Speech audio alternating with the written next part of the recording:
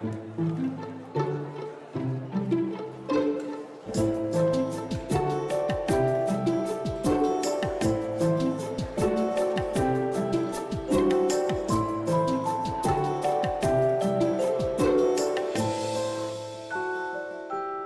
et merci de votre présence.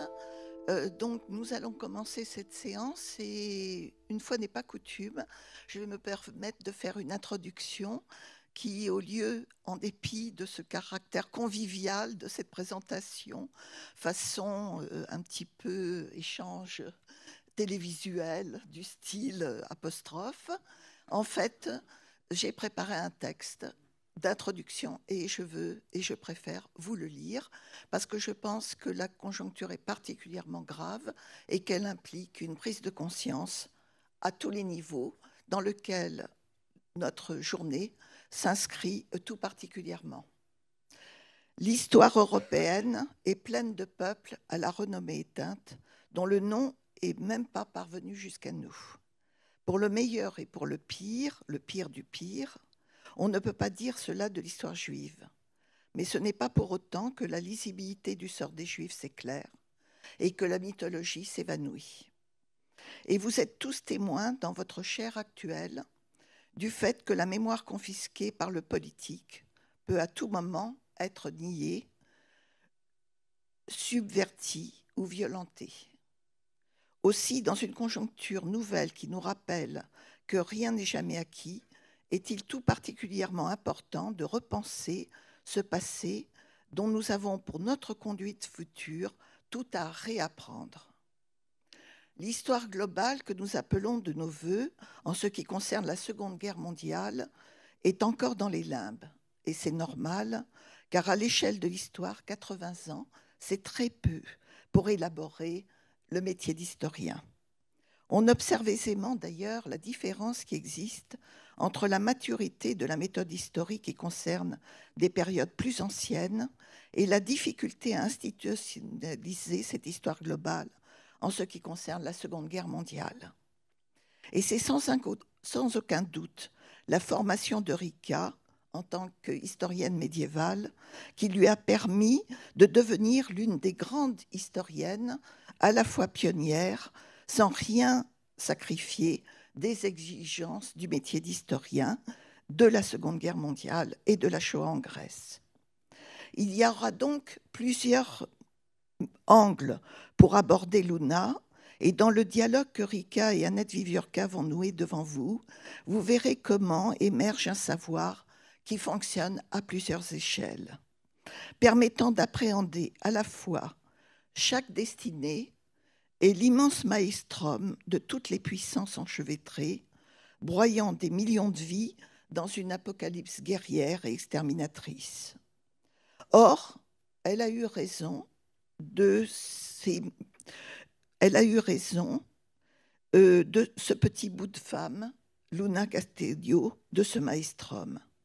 Je l'ai rencontrée l'été 1970 chez Valérie Saltiel, la grand-mère de Rika, qui s'appelle Henriette, du fait, on s'appelle toutes les deux Henriette, du fait de nos ancêtres. C'est ma cousine. Rika, qui m'a appris comment ma propre grand-mère, Henriette Asseo, née benveniste, paralysée par la tuberculose osseuse, fut hissée sur une civière dans le train de déportation de Salonique et y mourut dans de terribles souffrances avant que le reste de la famille ne soit traité à Birkenau. Mais cette femme, Luna, elle a donc eu raison de tout cet appareil organisé autour de sa destruction, d'elle et de millions d'autres. Une vie minuscule, survivante, de la confrontation physique à la cruauté évoluée des entrepreneurs intellectuels du nazisme et de la bureaucratie criminelle, des officiers du RSHA, de leurs épigones en tout genre, de la police de l'ordre, de la police des chemins de fer, des capots, des SS, des chefs de bloc, des examinateurs, des patrons, des chiens. Tous si fiers de leur torture raffinée et bestiale, et tout particulièrement à l'égard des enfants, puisque je rappelle que la guerre de Hitler est avant tout une guerre contre la descendance, à l'étiage de 1,5 million d'enfants en quelques 2 ans et demi, soit plus de 1000 enfants traités par jour, et je ne compte ici que les enfants juifs et pas les autres. Ce livre est donc plus qu'une biographie et plus qu'une monographie. Il vous donne à lire l'interaction entre une ville et un destin, un contraste entre cette ville au destin complexe, apparemment glorieux, et le regret civilisationnel que tous nous portons en nous de l'idée d'un séphardisme qui a disparu. Mais il apporte aussi autre chose. Il apporte la possibilité de comprendre comment se constitue une société juive à l'intérieur et dans l'entrelacement de la société globale. En sortant de la construction téléologique de l'histoire juive telle qu'elle nous est proposée, en sortant du schéma, sortie du ghetto, assimilation, émancipation, qui est après tout une perspective hegelienne franchement datée. En d'autres termes, les Juifs et les autres s'entremêlaient dans des contrastes civilisationnels qui étaient liés à la diffraction de la société telle qu'elle était conjuguée avec les modernités du XXe siècle, du début du XXe siècle. Ceci impliquait à la fois des rapports de classe complexes et à la fois des solidarités. Mais ceci impliquait aussi, pour toute cette partie balkanique, un destin glorieux qu'il faut rétablir dans sa dimension d'intelligence intellectuelle et historique de l'époque. Parce qu'on a pour habitude de glorifier, comme la Mitteleuropa, l'Empire austro-hongrois. Et on oublie que l'influence de l'Empire austro-hongrois s'exerçait jusqu'à Trieste, jusqu'à Belgrade et jusqu'à Salonique. Elle était entremêlée des résidus d'un empire ottoman qui lui aussi était passé à la modernité. Cet entremêlement a entraîné une zone où la guerre s'est déclarée dès les années 1800, la guerre moderne, la guerre impliquant l'ethnic cleansing, c'est-à-dire le nettoyage ethnique, s'est développé à partir des années 1870. Ainsi, ces Juifs et Luna n'ont connu que des périodes guerrières, des périodes de transplantation, des périodes de mutation. Et en même temps, ils ont espéré de toute leur âme l'idée d'une modernité juive, d'une modernité européenne. Tâchons d'être dignes d'eux. Et maintenant, je vais donner la parole à Loïc Marcoux, qui est le traducteur de Luna et qui va lire un extrait du texte. Qui va enlever ses lunettes parce que... Luna Sostu, donc c'est le deuxième chapitre de ce livre. Était-ce durant l'automne 1945 ou plus tard, à l'hiver 1945 ou à l'été 1946 ? Une certitude. Luna passait sous les fenêtres de la maison de la rue Gravias. Luna Sostu avait demandé Valérie. Luna s'était retournée, les deux femmes s'étaient regardées. Les cheveux de Luna avaient poussé. Elle n'était plus aussi émaciée, mais on avait encore du mal à la reconnaître. Valérie et Luna s'étaient entrelacées. C'est à peu près ainsi qu'on racontait dans la famille les retrouvailles de Luna et de Valérie, tout en ajoutant, comme si c'était nécessaire, que tante Luna n'était pas une très proche parente, mais une cousine éloignée, que les deux femmes ne se fréquentaient pas vraiment avant la guerre, car, disait-on en catimini, elles n'étaient pas du même monde. Mais maintenant, Luna pouvait compter sur nous, et nous sur elle. Telle était la magnifique trouvaille inventée par les rescapés de la première génération. L'absence de nombreux membres de la famille était compensée pour les enfants par la présence réconfortante d'adultes érigés au rang d'oncles et de tantes. Si tante Luna survécut à Auschwitz, ni son mari ni ses proches qui furent déportés, mère et sœur, n'en revinrent. Dans le langage désincarné de la bureaucratie grecque d'après-guerre, ces personnes étaient mortes à l'étranger, victimes des persécutions raciales durant la Seconde Guerre mondiale. Dans sa langue à elle, celle d'une survivante des camps, Luna racontait qu'elle avait un jour appris d'un ami de son mari, qui travaillait comme lui au port de Thessalonique, qu'il était parti aussitôt. Ceux qui savaient comprenaient ce que signifiaient ces propos sibyllins. Dès que le convoi était arrivé sur la rampe, on l'avait placé dans la file de ceux qu'on avait fait monter dans des camions à destination des chambres à gaz. Tante Luna appartient à notre famille. Elle fait partie des nôtres. C'est si vrai que nous sommes toujours ensemble. Elle ne vit pas chez nous, mais vient déjeuner à la maison tous les samedis. Elle nous apporte les fruits les meilleurs et les plus chers. Noix, mandarines, cerises. Elle les a achetés chez Daniel, le marchand des 4 saisons. Après le repas, ma mère et tante Luna discutent tout en buvant leur café turc, spécialement acheté pour l'occasion. Dans les années 60, le Nescafé a déjà fait son apparition sur les tables grecques et on l'avait adopté à la maison. Ma mère demande à tante Luna, Lunica puedes, ce qui veut dire Luna, peux-tu recoudre un bouton pour la chemise de papa? Peux-tu repriser l'ourlet de son pantalon? Tante Luna est couturière et travaille dans la tapisserie d'ameublement.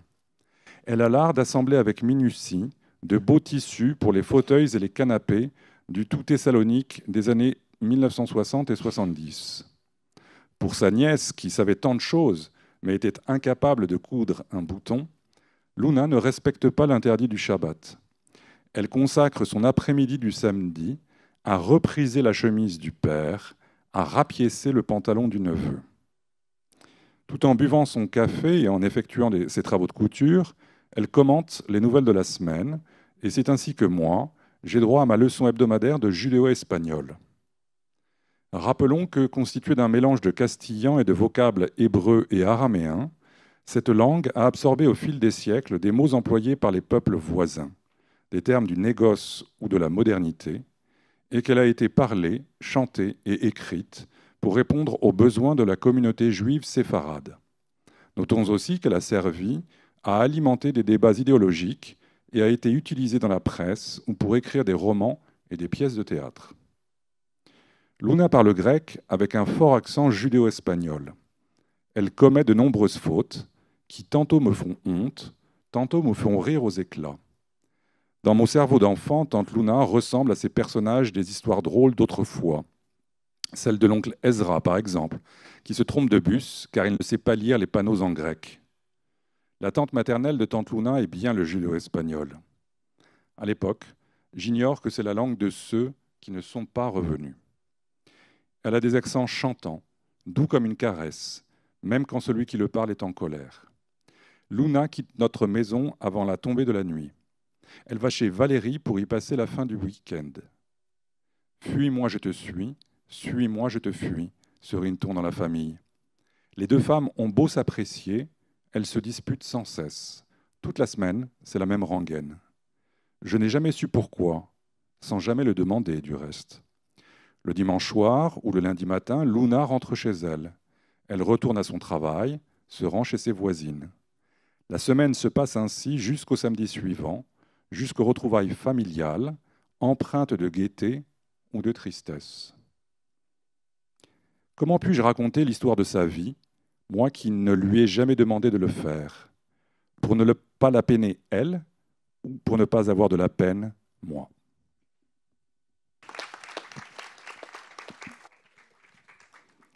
Merci Loïc. Et Anne-Laure, peux-tu dire quelques mots sur le choix que tu as fait de publier ce livre en français? Merci Henriette. Je vais être très rapide. Je travaillais avec Loïc, c'était il y a 5 ans déjà, nous étions avant le confinement, c'était à l'automne 2019, début 2020. Nous travaillons tous les deux sur la traduction qu'il a réalisée des 2 archives de Marcel Nadjari, dont a parlé Pauline tout à l'heure, et que nous présentions avec Pierrette Turlet, qui est la coéditrice, il y a ici même, il y a un peu plus d'1 an.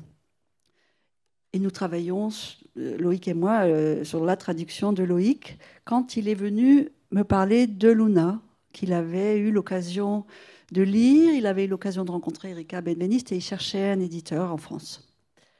Et donc, j'ai accepté de l'aider à trouver un éditeur en France. Et on a eu quelques idées, on a contacté quelques personnes. Je sais, Henriette, que tu as aussi contacté d'autres personnes. C'est toujours long, les éditeurs mettent toujours beaucoup de temps à répondre. pour des tas de raisons. Et ça n'avançait pas beaucoup. Et en fait, j'ai eu l'idée, j'ai décidé de prendre ce livre. Je vais vous dire pourquoi. Marcel Nadjari a écrit un texte qu'il a caché en novembre 1944 dans le sol de Birkenau alors qu'il était déporté là-bas. Il écrit en grec, quelques mots sont en français, quelques mots sont en polonais ou en allemand, et essentiellement en grec. Il connaissait bien le français pour avoir été instruit dans une école où il apprenait le français, et il connaissait bien le ladino, le judéo-espagnol. C'était quelqu'un de la petite moyenne bourgeoisie de Thessalonique. Le destin de Marcel et de Luna les deux destins sont incroyablement parallèles. Ils sont vraiment de la même génération. Ils sont de Thessalonique tous les deux. Ils sont juifs tous les deux. Ils ont été déportés tous les deux. Ils ont survécu tous les deux. Luna a été emmenée, déportée un an avant, en 1943, parmi les premières rafles et déportations de la ville. Et elle a été déportée en tout 2 ans, à Auschwitz et ensuite à Bergen-Belsen. La grande différence, est bien entendu, vous avez compris, c'est qu'elle est absolument illettrée. Et là, j'ai eu le sentiment que quelque chose d'absolument complémentaire était en train de s'effectuer entre l'homme qui a écrit, qui a caché son texte, qui a survécu, dont on ne retrouve le texte que 36 ans plus tard, qui n'a jamais parlé de ce texte, et la femme qui n'a jamais rien écrit, forcément, qui ne pouvait pas écrire, qui a à peine parlé, qui a laissé quelques bribes de traces dont Rika nous parlera et Annette nous parleront dans une boîte à chaussures. À peine quelques traces sont restées après la fin de vie, la mort de Luna dans la fin des années 1990. Et il m'a semblé qu'il y avait 2 destins parallèles. Il est probable qu'ils ne se sont jamais rencontrés, mais 2 destins à la fois analogues et complètement opposés. Et j'ai eu le sentiment que de même que j'avais éprouvé la nécessité absolue de transmettre ce document de Nadjari et de lui rendre hommage, il m'a semblé que ça allait de soi. Et il y a un moment donné où la nécessité s'impose à vous d'en faire autant pour Luna et surtout pour le travail de Rika. Enfin, les deux. Donc, on a une autre complémentarité puisque c'est une historienne, une femme qui prend le relais d'une parole qui n'a jamais été transcrite, écrite, mais dont elle tente de restituer avec une finesse, comme vous verrez, absolument exceptionnelle, une subtilité. Et voilà. Autre chose, c'est que vous verrez, c'est l'histoire de Luna, mais c'est l'histoire de la Thessalonique des Juifs ou des Juifs de Thessalonique. Donc on a à la fois une histoire au sens chronologique et aussi une histoire au sens géographique. Les deux se combinent. Or, il se trouve que c'est exactement ce qui m'intéresse dans le catalogue que je déploie. Et voilà comment ça s'est fait.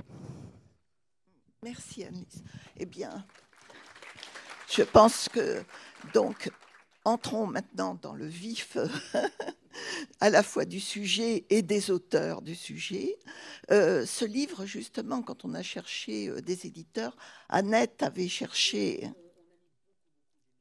Voilà, Annette avait cherché. Et d'ailleurs, tu peux d'autant plus dire une chose que je vais te passer désormais la parole à toi et à Annette. Voilà. Alors, à vous, votre numéro de dialogue. J'ai quand même envie de dire quelque chose sur l'édition. Aujourd'hui, c'est de plus en plus difficile chez les soi-disant grands éditeurs de publier soit des traductions, soit même des auteurs qui ne sont pas déjà connus.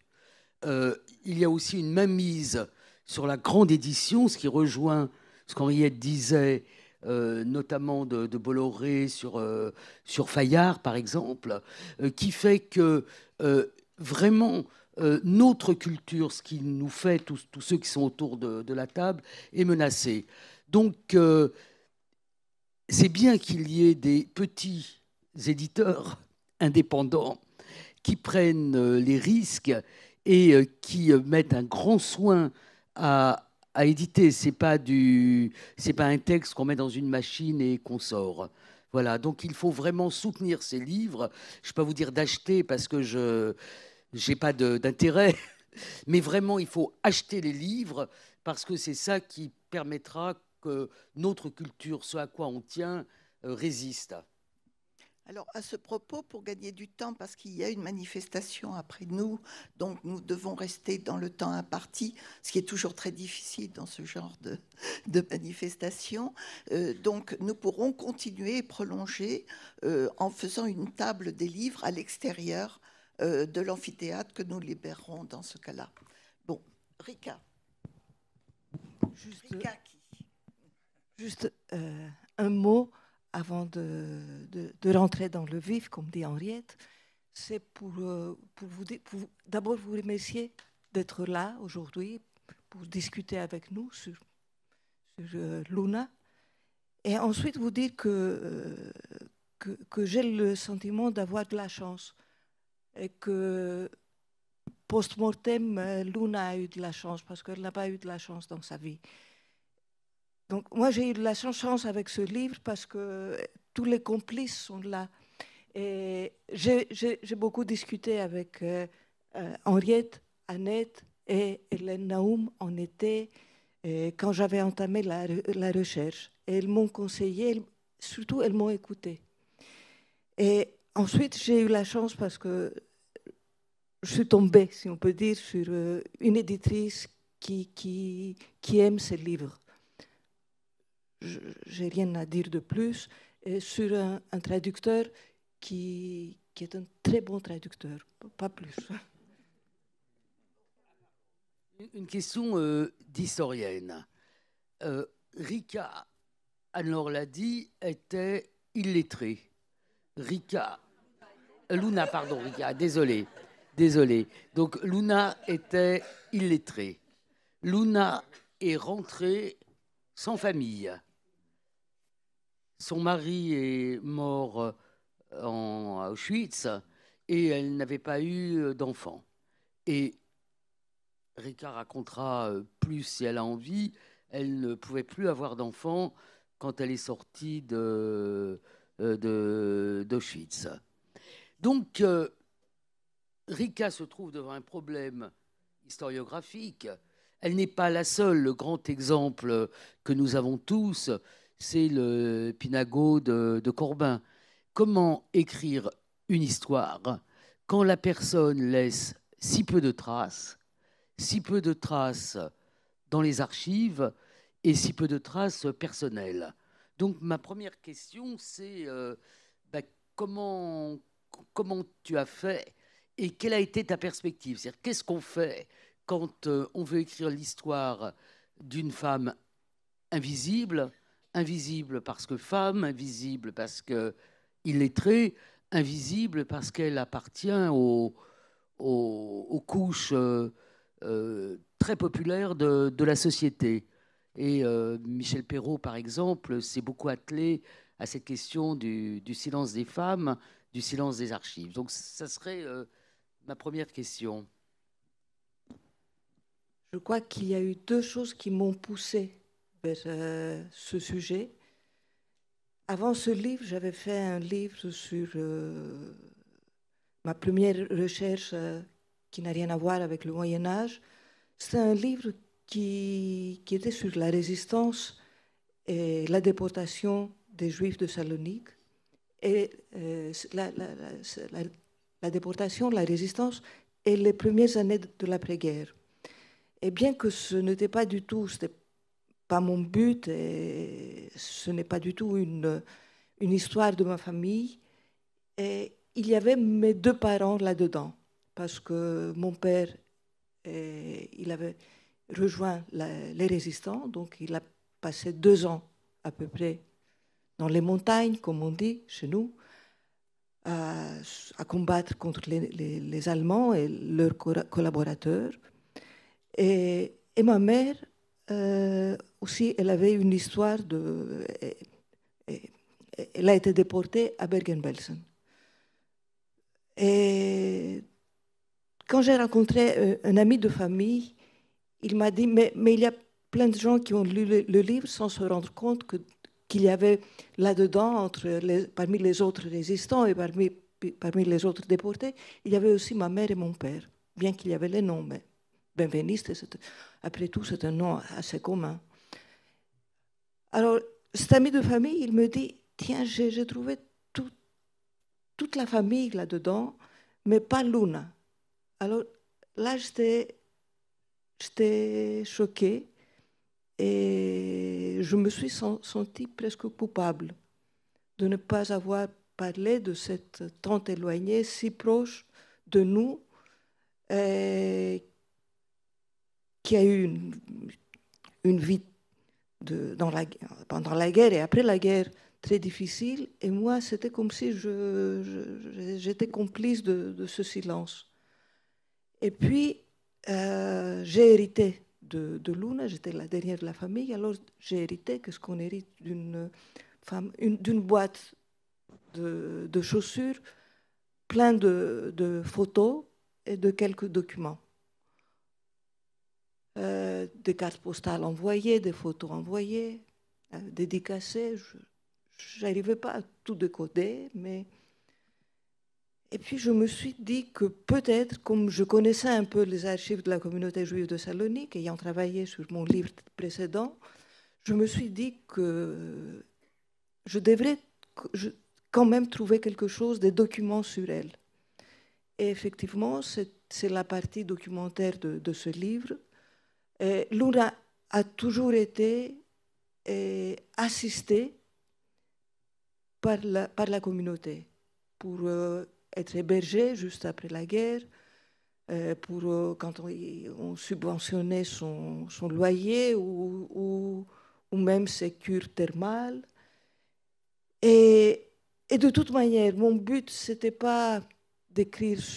Je savais très bien que si on écrit que personne n'est une île déserte, comme on dit, et une personne vit toujours près d'autres gens, partage un destin avec les gens qui ont eu la même expérience. Alors, j'ai voulu faire la même chose que j'avais fait avec mon livre précédent, focaliser sur Luna, mais en fait parler des femmes déportées, des gens qui n'étaient pas ceux qui font la gloire de Salonique, les Juifs avec les maisons qu'on voit jusqu'à aujourd'hui, mais les gens dont les maisons ont été rasées, parce qu'il y a eu 2 quartiers populaires qui ont été rasés juste après la déportation par les Allemands et la municipalité, le quartier 151 et le quartier du Régivardar. Donc, c'était de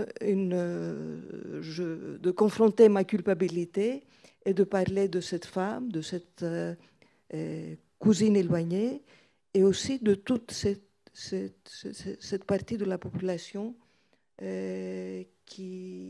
dont on ne parlait pas beaucoup et qui n'a pas laissé de traces. Alors, répondre à ta question plus précisément, il y a donc une partie des documents qui viennent des archives de la communauté. Et puis, nous, les médiévistes, nous pouvons faire le travail avec peu de documents. Et il y a eu aussi quelques photos. Et là, il y a eu quelque chose qui était un peu risqué, c'était aussi mettre dans le jeu mes propres souvenirs. Mais en tant que source aussi, donc on peut toujours se méfier des souvenirs, mais on se méfie toujours de toute source documentaire. Et puis quand je dis que je me souviens de ceci ou de cela, on peut me croire ou pas. Alors, c'est très intéressant là, parce que je crois que c'est quand même une tendance actuelle que l'historien se mette en quelque sorte en scène. Bon, toi, tu le fais avec vraiment pudeur et ad minima. Mais Mathieu Lindon a écrit un livre sur son père, sur les éditions de Minuit. Et ce livre, il l'a appelé « Une archive ». Et il se présente comme étant l'archive des éditions de Minuit par ses souvenirs. Et finalement, tu es aussi une des archives de Luna, parce que tu peux raconter de Luna. Bon, moi, ça m'a intéressé à beaucoup de titres. Effectivement, ce que tu dis et qu'on voit très très bien dans le livre, c'est comment une personne n'existe que dans un cadre, dans un cadre géographique. C'est-à-dire que les souvenirs sont inscrits dans des lieux. Or, si j'ai bien lu ton livre, la caractéristique de Salonique, c'est qu'au fur et à mesure que passe le temps, les lieux disparaissent. Donc, comment tu fais pour réussir à réinscrire Luna dans des lieux qui n'existent plus? Oui, alors, il y a, je le dis, il y a le livre que j'aime beaucoup, qui m'a donné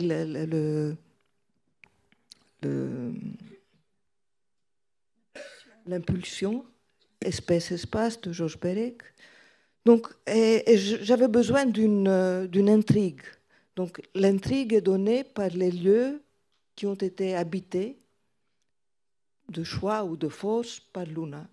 Donc, elle naît dans un quartier qui a été... Et c'est toujours des lieux juifs, d'une manière ou d'une autre. Elle naît dans un quartier, le quartier 151, qui a été créé pour héberger, pour héberger les victimes du grand incendie de 1917, le deuxième, parce que le premier, c'était à la fin. Et donc, un quartier populaire. Ensuite, quand les choses vont un peu mieux, et elle est mariée, elle déménage au centre-ville, mais pour très peu de temps, parce qu'il y a eu la mise en place des ghettos. Donc, c'est le ghetto du Régis Vardar, encore un quartier populaire juif. Donc, je fais aussi l'histoire un peu de ce quartier. Donc, les autres juifs qui habitent tout près d'elle. Quand je ne parle pas de Luna, je parle de ses voisins. Donc, les juifs de 151, qui étaient les juifs du Régis Vardar. Ensuite, le ghetto de transit, le baron de Hirsch, ghetto du baron de Hirsch. Ensuite, Auschwitz, le bloc 10, évacuation des camps et marche de mort, Bergen-Belsen, Bruxelles, par avion à Athènes, de retour à Salonique. Premier toit, la seule synagogue restait intacte à Salonique, à la rue Singrou. Et ensuite, un orphelinat juif, resté vide bien entendu, parce que tous les enfants ont été déportés, qui est transformé en dortoir pour héberger les gens qui n'ont pas de maison, qui n'ont rien du tout. Et plus tard, les appartements où elle a vécu, et ensuite la maison de Modiano, la maison de retraite. La maison de retraite. Et ensuite, le nouveau cimetière, parce que le vieux cimetière juif avait été détruit en décembre 1942. Alors peut-être... bon, moi, je viens d'un autre monde que celui de Rika. Et c'est vraiment l'amitié, les conversations, les lectures de Rika qui m'ont fait prendre conscience qu'il y avait quand même quelque chose de parallèle entre la destruction de la Varsovie juive, où il ne reste plus rien, et la destruction de la Salonique juive. Mais il y a cet épisode très particulier, donc tu dis le bloc 10. Donc tous les juifs de Thessalonique sont déportés relativement tard dans le calendrier de la déportation.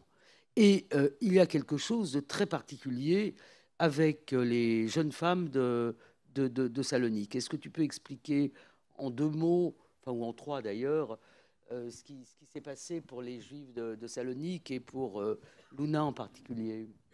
Oui, les déportations de Salonique, le premier qu'on voit, c'est le 15 mars en 1943, donc assez tard par rapport à la France ou la Pologne, etc. La déportation, c'est mi-42, quoi. Et Luna part avec le 5e convoi au mois d'avril.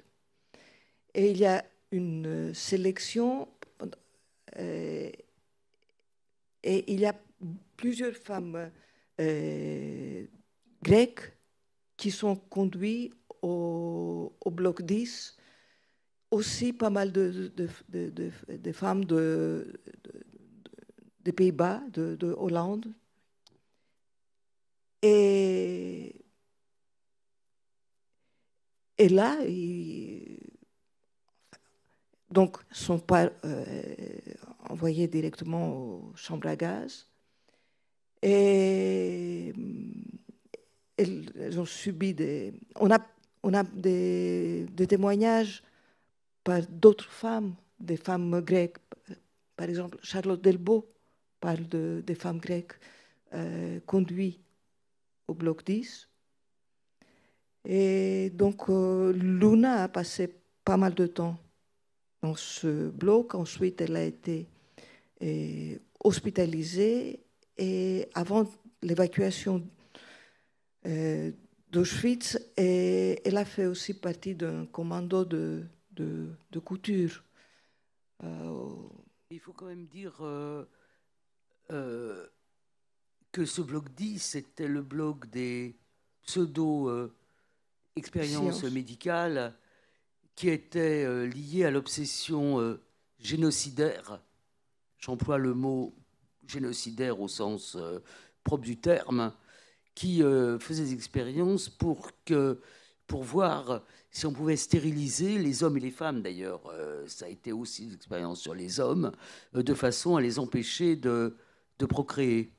Henriette voulait dire quelque chose. Oui, parce que malheureusement, c'est un domaine que je connais bien, puisque ça a concerné les enfants tziganes et les tziganes du Ziegener-Lager, c'est-à-dire du camp de tziganes créé à l'intérieur de Birkenau, où les familles Sinti allemandes et du Grand Reich ont été internées en famille. Et donc, il y avait là 6000 enfants, dans lequel c'était une espèce de fond de recherche, pour lequel Mengele avait demandé sa nomination comme médecin-chef à Auschwitz, parce qu'il y avait là ce qu'il appelait un matériel de guerre particulièrement intéressant. Et il y avait donc dans toute la biographie criminelle d'Auschwitz le lien étroit opéré avec ce que la science allemande avait de plus central, c'est-à-dire le Kaiser Wilhelm Institut et son directeur Ottmar von Verschuer, et qui est devenu ensuite l'Institut Max Planck. Et ça, heureusement, sous la direction de Susan Heim, les recherches ont été faites dans les archives. Et on voit à quel point cette biographie officielle est en lien étroit avec l'ensemble des entrepreneurs du génocide et de l'extermination. Et l'élément est double. Il faut trouver un système, et c'est pour ça qu'il y a une persécution tout à fait particulière sur les petites filles qu'on éventre de façon à vif, de façon à pouvoir percer le secret d'une stérilisation en très bas âge qui permettrait donc d'éradiquer définitivement le principe de la descendance.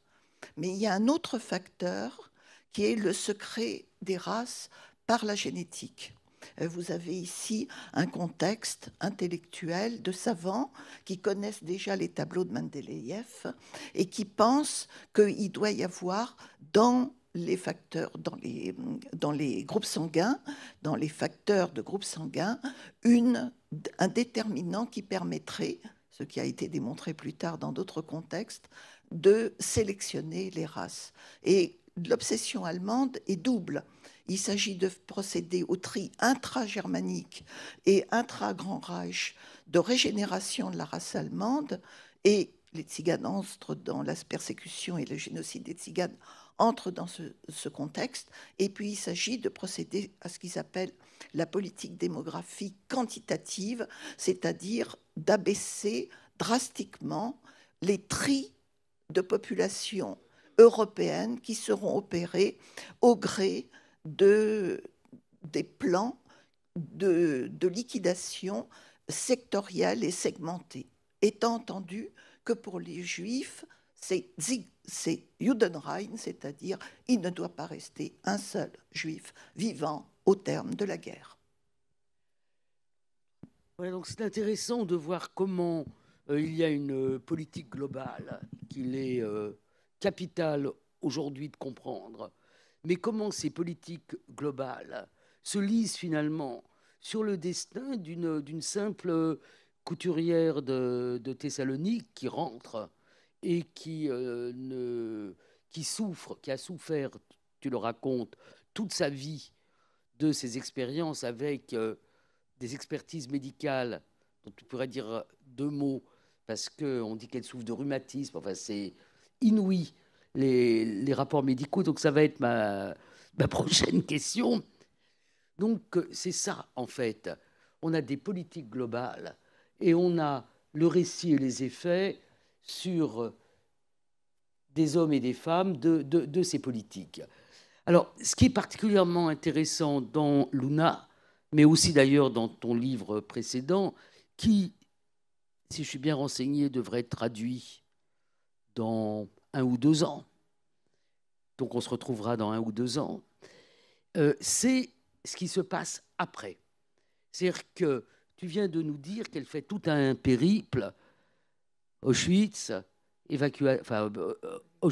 évacuation, Bergen-Belsen, et puis ensuite, c'est pas si facile que ça de revenir en Grèce, donc elle passe par la Belgique, et là, elle est répatriée par avion.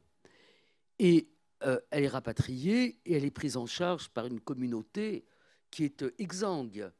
Donc, qu'est-ce qui se passe pour cette communauté? Parce que là, on est dans quelque chose qui est quand même différent de la France, où 3 Juifs sur 4, 4 Juifs sur 5 ont survécu, où l'État a quand même une politique, même si elle est beaucoup critiquée aujourd'hui, mais qui est quand même, enfin, où il y a quand même des prises en charge. Donc là, on est quand même ahuri de voir cette description et de la politique du gouvernement grec à l'égard de ces rescapés qui sont si peu nombreux, et la question des Wiedergutmachungen, c'est-à-dire des réparations allemandes dans les années, à la fin des années 50, début des années 60. Donc, est-ce que tu peux faire un petit tableau de ce qui se passe en 45? Il ne faut pas oublier qu'on est deuxième moitié de 45. Donc, les premiers rescapés de camps arrivent à Salonique en plein temps, 45. Et jusqu'à la fin jusqu'au mois de septembre, tous les survivants qui veulent retourner sont rentrés. Donc, il y a à peu près 2000 juifs à Salonique en septembre 45, c'est-à-dire ceux qui, à peu près 1000 personnes qui sont rentrées des camps, plus ceux qui s'étaient cachés, qui étaient avec les résistants ou qui étaient partis à Athènes et ils ont pu se sauver et rentrer, ou en Palestine ou ailleurs. Donc, très, très, très peu de gens dans une ville qui a changé. Dans une ville, donc très peu de gens, mais qui ne rencontrent plus des visages familiers dans les rues. Parce qu'il n'y a plus de juifs par rapport aux 55 000. Il y avait avant la guerre 2000, c'est rien. On était habitués à rencontrer des voisins, des gens qu'on connaissait, la famille. Donc, j'imagine que ça aurait été déjà assez étrange. Et puis, il y a des quartiers qui sont rasés. Et puis, il y a des maisons qui sont occupées parce qu'il y a eu les collaborateurs qui les ont eus, où il y a des pauvres réfugiés qui ont trouvé un abri dans ces maisons. Et il y a une crise de logement généralisée après la guerre.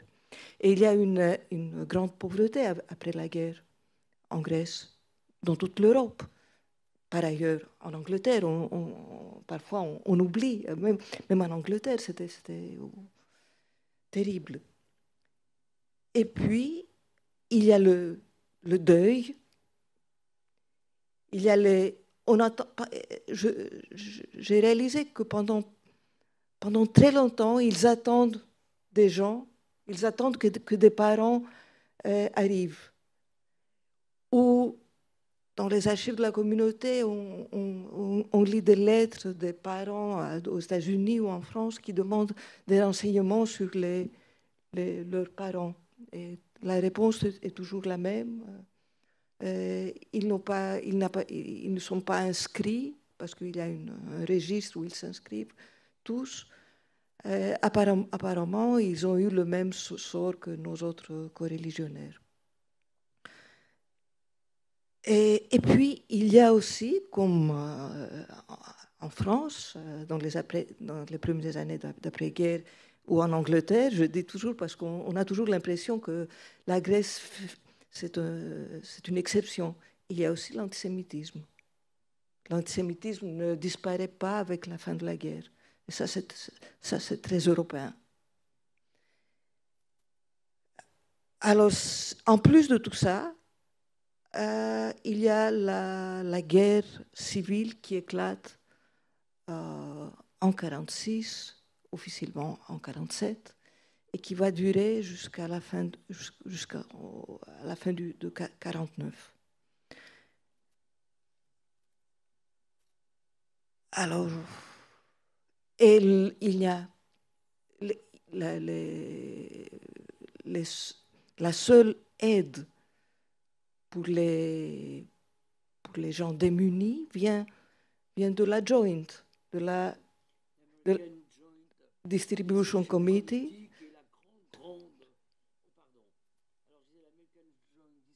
Committee, qui est la grande organisation philanthropique, comme on disait à l'époque. Aujourd'hui, on dirait ONG ou caritative, le vocabulaire a changé, qui a été créée au moment de la guerre de 14-18 et qui ensuite a joué un rôle capital dans l'aide individuelle aux rescapés, dans le début de la reconstruction des communautés. Après avoir joué un rôle essentiel pour les Juifs russes pendant la guerre civile et les grandes famines de l'entre-deux-guerres de l'époque stalinienne aussi. Alors la communauté peut répondre aux besoins des Juifs grâce à l'argent de la Joint, pas grâce à l'aide du gouvernement. Les expertises médicales, elles laissent quand même rêveuses. Hein. Est-ce que tu peux dire quelques mots sur les expertises médicales ? Les expertises médicales d'après, des dizaines d'années après la guerre. D'ailleurs, la plupart des personnes qui ont survécu à ces expertises étaient des malades, des clients du docteur Matarazzo, qui est l'auteur d'un parmi les premiers témoignages.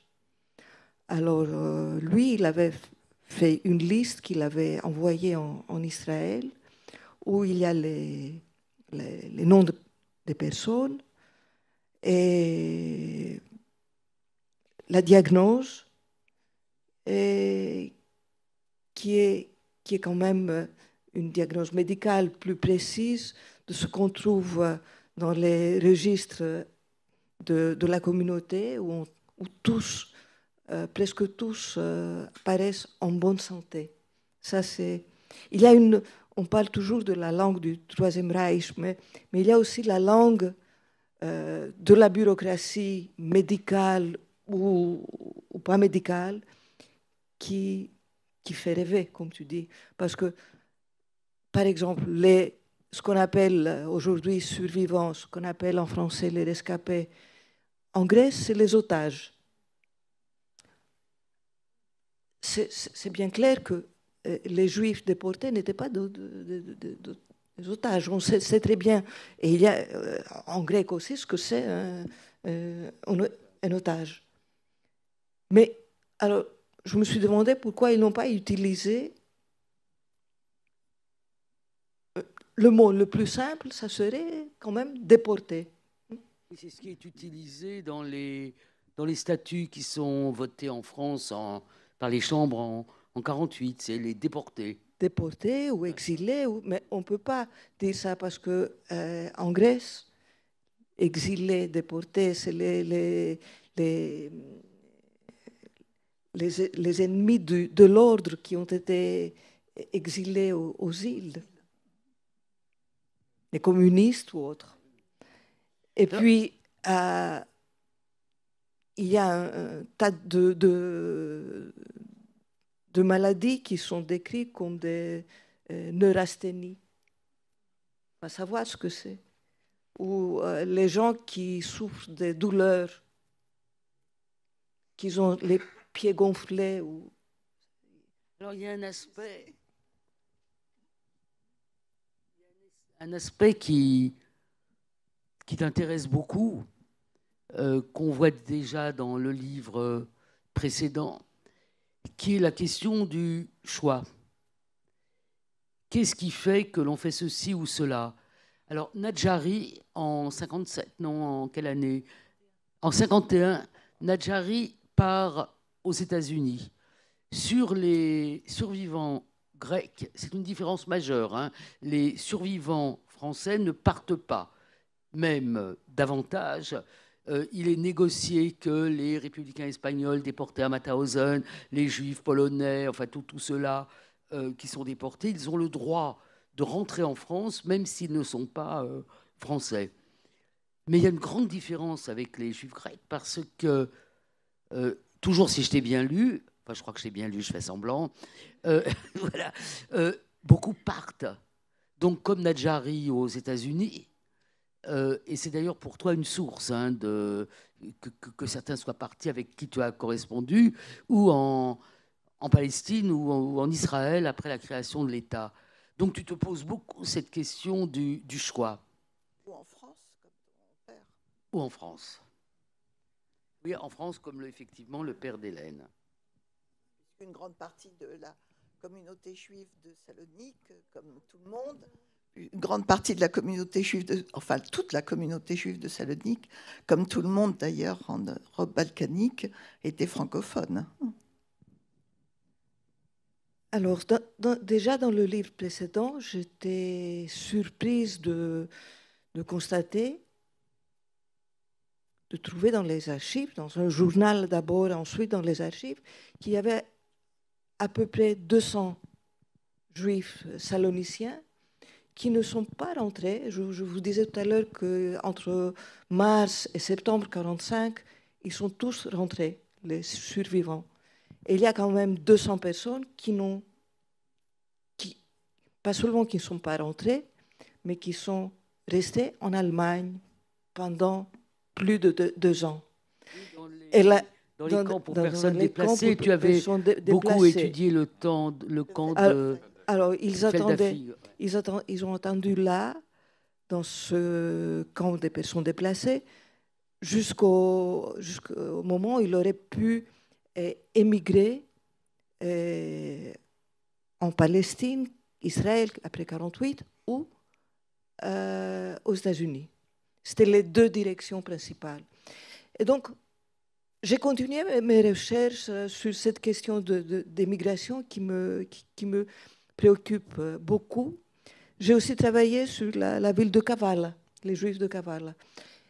Et maintenant, je peux vous dire, j'avais aussi le sentiment que même pour ceux qui sont restés, il y a eu un temps où ils étaient entre les deux.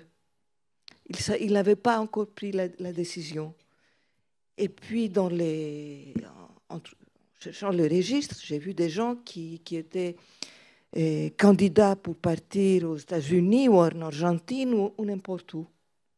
Mais, en fin de compte, il y a les deux directions principales.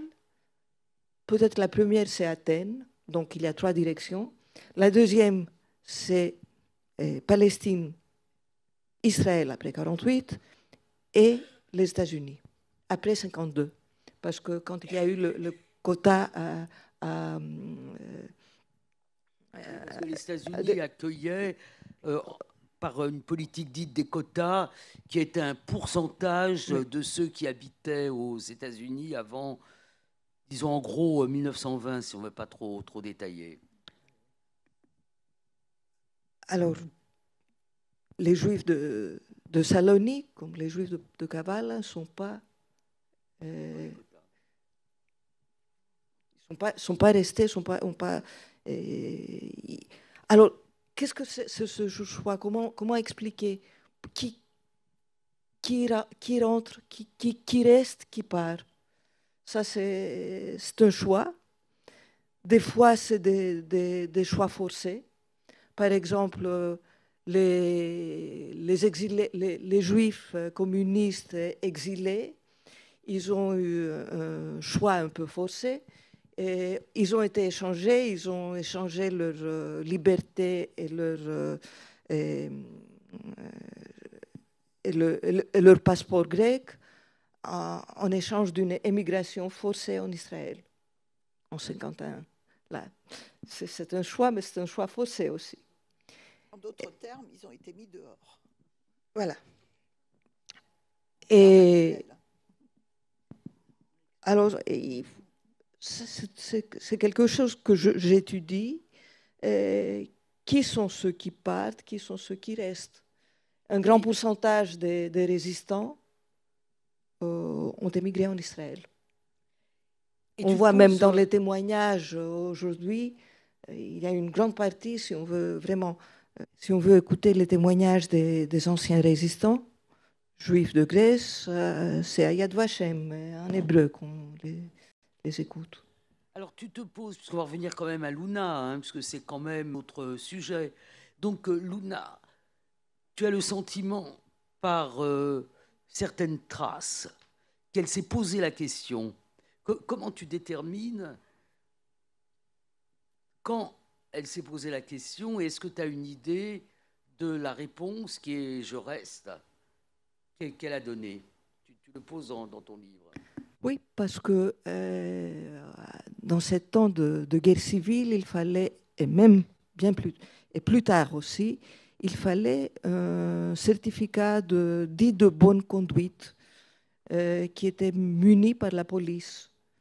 Bonne conduite, ça veut dire qu'on n'est pas communiste, qu'on n'est pas de gauche. Alors, j'ai trouvé que Luna avait fait une demande pour avoir un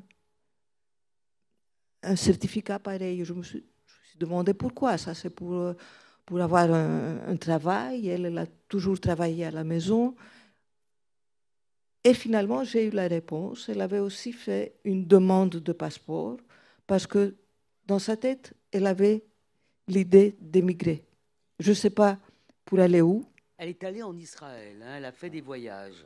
Mais elle n'a jamais émigré. Elle a reçu des photos et des cartes de ses amis, de ses voisins qui ont émigré aux États-Unis ou au Chili. Mais elle a passé toute sa vie à Salonique, sauf 2 voyages en Israël pour visiter des parents. Que comme j'ai reçu, parmi ces documents que j'ai hérités, il y avait ces passeports. Alors, il y avait 2 voyages en Israël. Alors, dans l'édition française... Et je crois qu'il y a quelque chose que je n'ai pas osé écrire dans le livre, mais dans la légende familiale. Et donc, je ne sais pas si c'est vrai ou pas.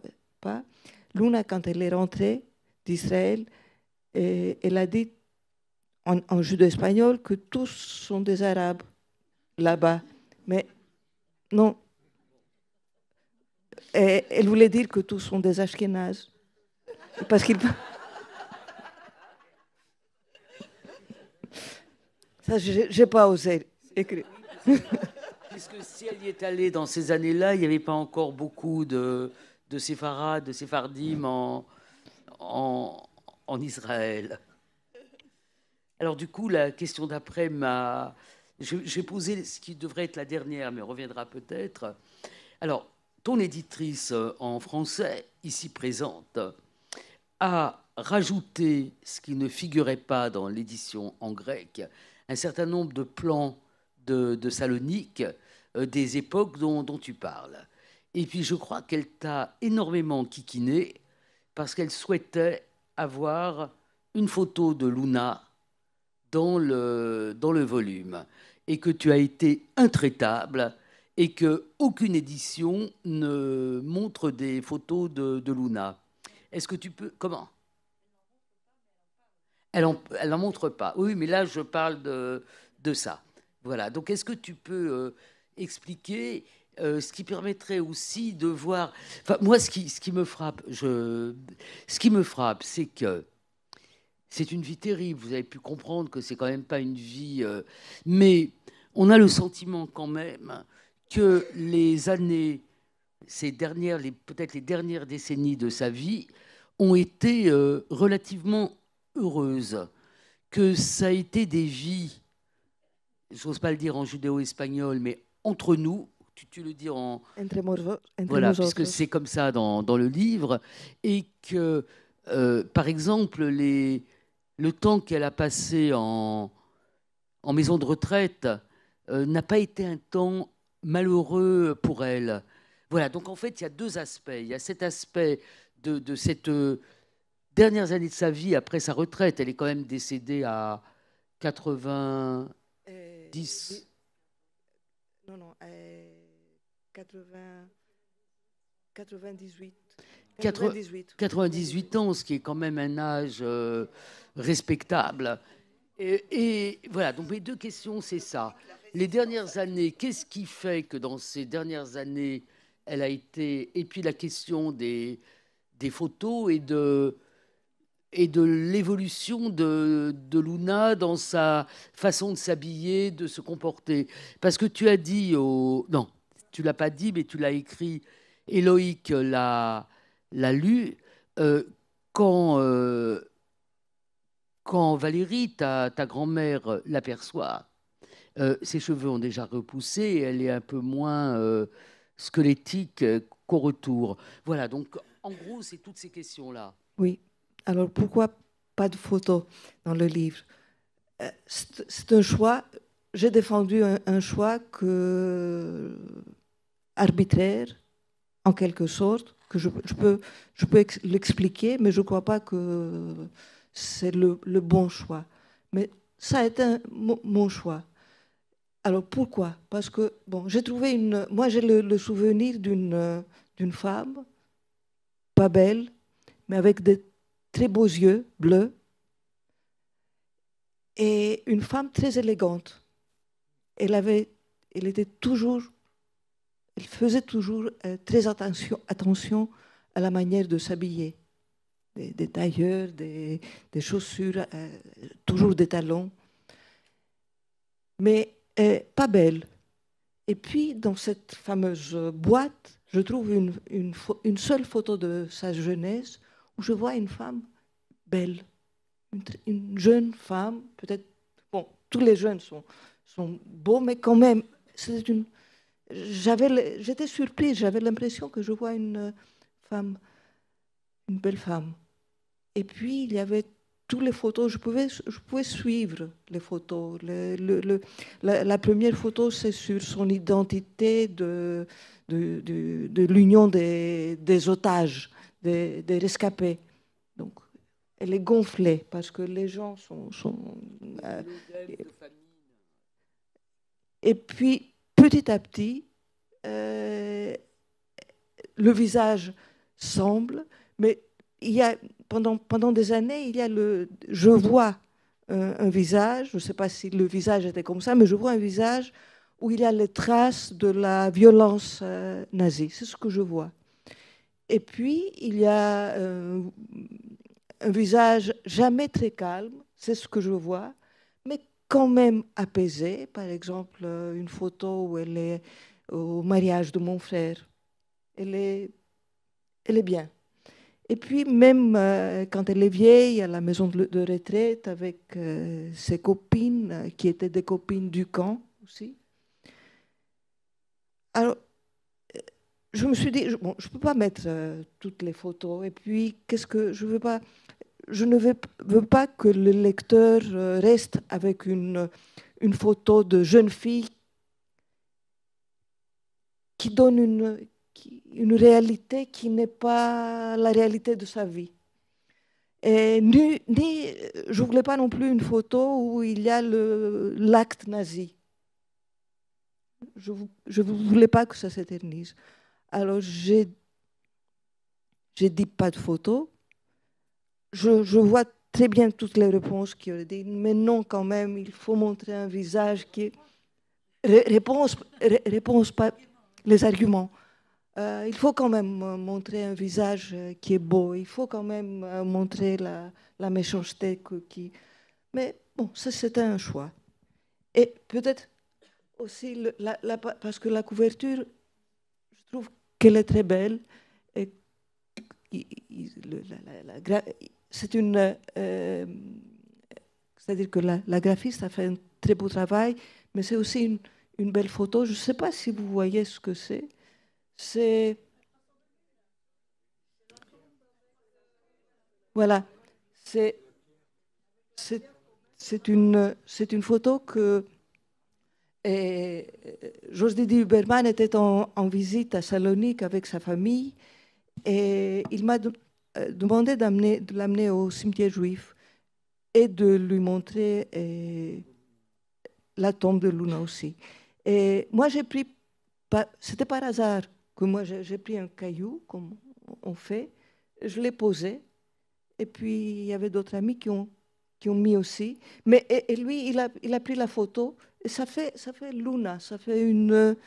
Et en fait, ça donne aussi le sens de ton livre, qui est aussi un tombeau. Excusez-moi.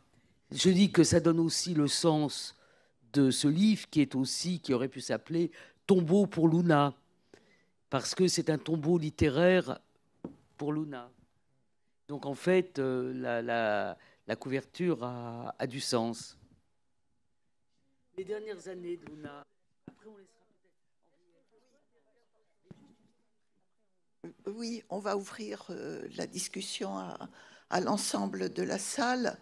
Je voudrais, juste pour conclure, je pense que ce qui nous importe, je suis frappée de ce que la conjoncture actuelle nous ramène aux conditions de la génération, enfin, nous sommes de la génération d'après-guerre, en l'occurrence 47-48. Et nous... Voilà, Annette et moi, par exemple. Et nous avons cru être accompagnés par 2 décennies, 70, 80, 90, 3 décennies, de révolutions auxquelles nous n'aurions même pas imaginé dans notre enfance, des années 50, où on n'osait rien dire et où on parlait de rien. Et qui étaient marquées par l'après-guerre, par la précarité matérielle de nos familles en particulier. Et puis maintenant, nous avons un retour de bâton incroyable. Mais ce dont nous devons nous souvenir à l'occasion de Luna et d'autres, c'est que dans cette ville de Salonique, l'autochtonie, elle était juive. Elle était grecque, bien sûr, elle était tout ce qu'on voudra, elle était arménienne, elle était turque, elle était tout ce qu'on voudra, mais elle était juive. Mais en fait, cette ville a connu une histoire si complexe et si traumatique, puisqu'elle est en fait nettoyée de sa population en partie par les guerres balkaniques, mais aussi par les échanges de population à hauteur d'1 million de personnes, dans un sens, c'est-à-dire l'obligation des populations dites turques de quitter les Balkans, la Roumélie d'Europe, pour l'Asie mineure, et l'obligation, enfin le fait, aux Grecs d'Asie mineure de quitter l'Asie mineure pour s'installer dans les Balkans. Dans ces mouvements de population, 20% des personnes meurent. 20% dans un sens, 20% dans l'autre. Mais c'est 1 million de personnes.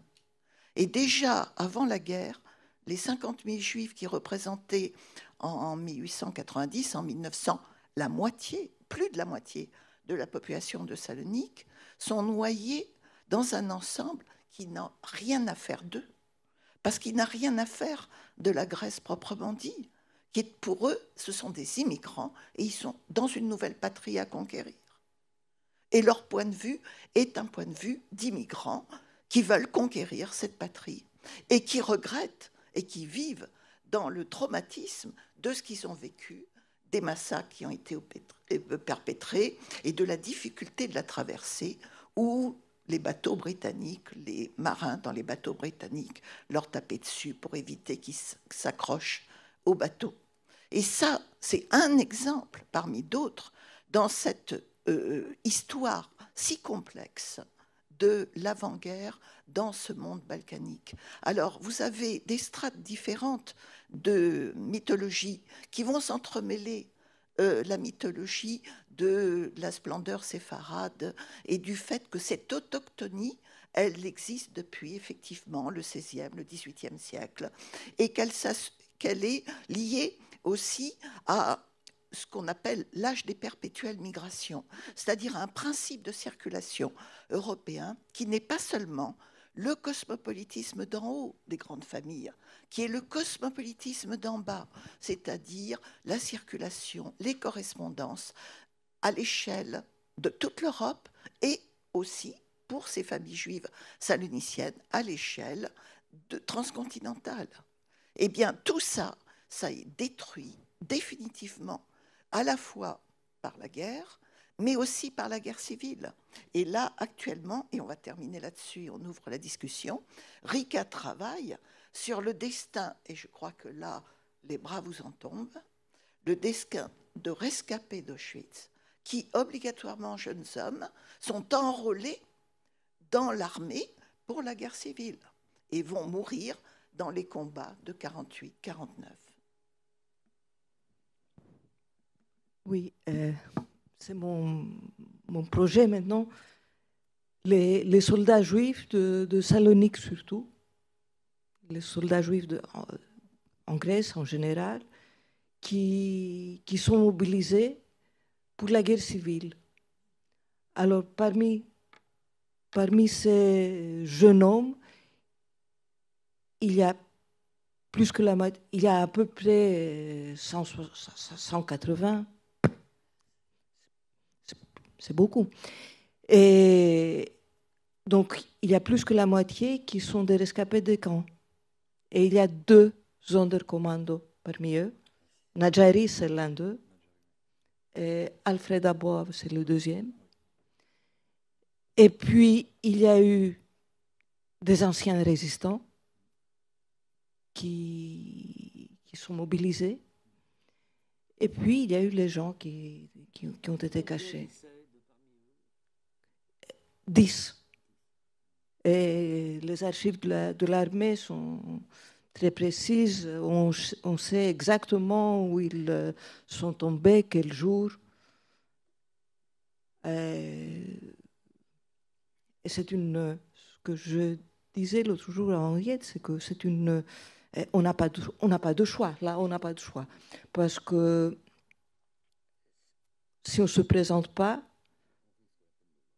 on est fusillé. Et si on se présente, on est suspect, on est envoyé aux îles. Et il y en a eu. Donc, il y a eu ceux qui sont des soldats qui sont envoyés aux îles, à Macronissos. Il y a eu ceux qui sont en prison. Et il y a ceux qui sont tués au nombre de 10, de Salonique, parce qu'il y a eu d'autres villes aussi. Et c'est une communauté suspecte, parce que il y en a qui sont sionistes, Mais les sionistes à l'époque sont anti-britanniques. Et les Britanniques sont les alliés du gouvernement. Et puis des anciens résistants. La résistance, c'était la gauche. Alors, c'est une histoire assez compliquée, assez intéressante et toujours assez triste. Pour conclure, on peut dire que l'historiographie de la Shoah en Grèce est en pleine expansion. Il y a eu une génération pionnière qui a créé la Société pour l'étude des Juifs de Grèce. Il faut rendre hommage à l'une des pionnières de cette antérieure encore à cette jeune génération, toujours jeune par rapport à nous, qui est Rena Molro, qui est donc de notre génération, et qui était ici pour le colloque, car le mémorial a consacré un colloque sur la rafle des Juifs grecs du 5 novembre 1942, qui est donc des Juifs dits hellènes, qui est donc très tôt ici en France, un colloque pour le 80e anniversaire de la déportation de Salonique, sur la Bulgarie, la présentation de Nadjari, et maintenant Luna. Ça fait un bel ensemble qui a attesté de la contribution de très nombreux historiens grecs, non juifs, jeunes et très dynamiques, travaillant dans les archives. Le maire, hélas décédé de Salonique, le maire précédent, a joué aussi un rôle. Donc toute cette phase que j'ai évoquée, cette phase, si j'ose dire, vertueuse, qui a permis de mettre Auschwitz au centre de la conscience européenne, au sens très large du terme, a été aussi un phénomène grec et un phénomène européen dans toute son acception. Maintenant, c'est un héritage qui convient de défendre, et de défendre avec la plus ferme énergie possible, parce que demain, cet héritage sera remis en cause. C'est la seule chose que les historiens peuvent vous dire quand ils prédisent l'avenir.